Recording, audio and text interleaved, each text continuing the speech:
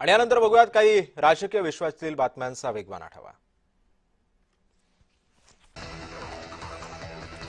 विधान परिषदेमध्ये भाजपतील इच्छुक उमेदवारांच्या नावांवरती चर्चा झाल्याची माहिती आहे। कोर कमिटीनं निवडलेली नावं दिल्लीला पक्षश्रेष्ठींना पाठवली जाणार असल्याचंही बोललं जातं। बारामती विधानसभा पोटनिवडणुकीसाठी सुनेत्रा पवारांनी काटेवाडीमध्ये मतदानाचा हक्क बजावला। यावेळी त्यांच्यासह पार्थ पवारही उपस्थित होते। या निवडणुकीसाठी सुनेत्रा पवारांसह एकूण 23 उमेदवार निवडणुकीच्या रिंगणात आहेत। राहुरी विधानसभा पोटनिवडणुकीतील भाजप उमेदवार अक्षय कर्डिले यांनी बुराणनगर इथं मतदान केलं। मतदानापूर्वी त्यांनी दिवंगत आमदार शिवाजीराव कर्डिले यांच्या प्रतिमेचं दर्शनही घेतलं। यावेळी माध्यमांशी बोलताना ते भावुक सुद्धा झाल्याचं पाहायला मिळालं।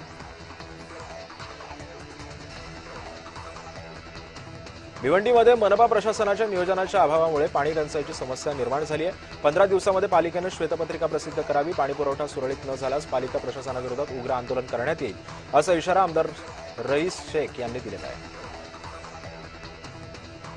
ठाणे भिवंडी कल्याण मेट्रो प्रकल्प 5 अंतर्गत उर्वरित मार्गिकेसाठी शासनानं अधिकचा निधी मंजूर करून निविदा प्रक्रिया सुरू केलेली आहे। यासंबंधीचे शासन आदेश सुद्धा मंत्रिमंडळाच्या उपसमिती बैठकीमधून मान्यता देण्यात आली आहे, अशी माहिती सध्या आमदार रईस शेख यांनी भिवंडीमधून दिलेली आहे।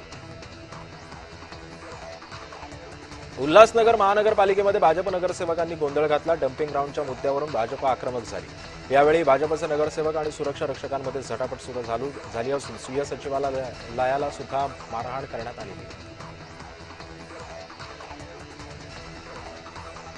नागपूर महानगरपालिकेच्या सर्वसाधारण सभेमध्ये सुरक्षेचा प्रश्न पुन्हा एकदा ऐरणीवरती आलेला आहे। नगरसेवकांसोबत कार्यकर्ते, मित्र आणि नातेवाईक सभागृहामध्ये पोहोचल्यानं गोंधळ निर्माण झाला। सुरक्षा रक्षकांचा डोळा चुकून समर्थकांनी सभागृहामध्ये प्रवेश केला। महापौर नीता ठाकरे यांनी त्यावरती संताप सुद्धा व्यक्त करत नगरसेवकांना जबाबदार धरलाय। मराठी सक्तीला विरोध करणाऱ्या रिक्षा चालकांविरोधात मनसे आता मैदानात उतरले। मनसेच्या माध्यमातून मराठी रिक्षा चालकांची मोड बांधण्यास सुरुवात झाली आहे। मला मराठी येते अशा फलकाचे रिक्षांवरती दिसू लागलेले आहेत आणि याच पार्श्वभूमीवरती सध्या मनसेकडून मराठी रिक्षा चालकांना मोठं करण्याचे प्रयत्न सुरू आहेत।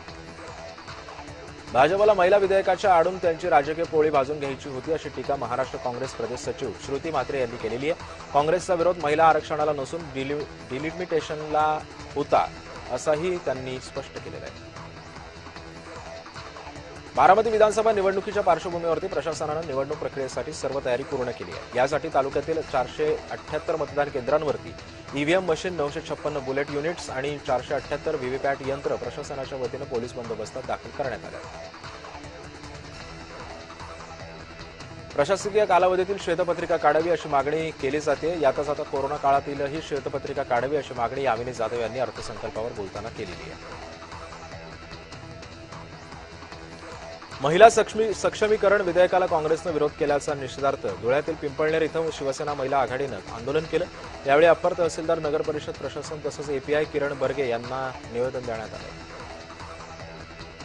राज्यमंत्री माधुरी मिसाळ यांनी पुणे पोलीस आयुक्तांना पत्र दिलं। हिंजवडीतील एका नामांकित कंपनीच्या कार्यालयामध्ये विश्रांती कक्ष वापराबाबत गंभीर तक्रारींची चौकशीची मागणी करण्यात आली आहे। काही विशिष्ट गटाकडून धार्मिक विधीसाठी कक्षाचा वापर केला जात असल्याचा आरोपही यावेळी करण्यात आला आहे।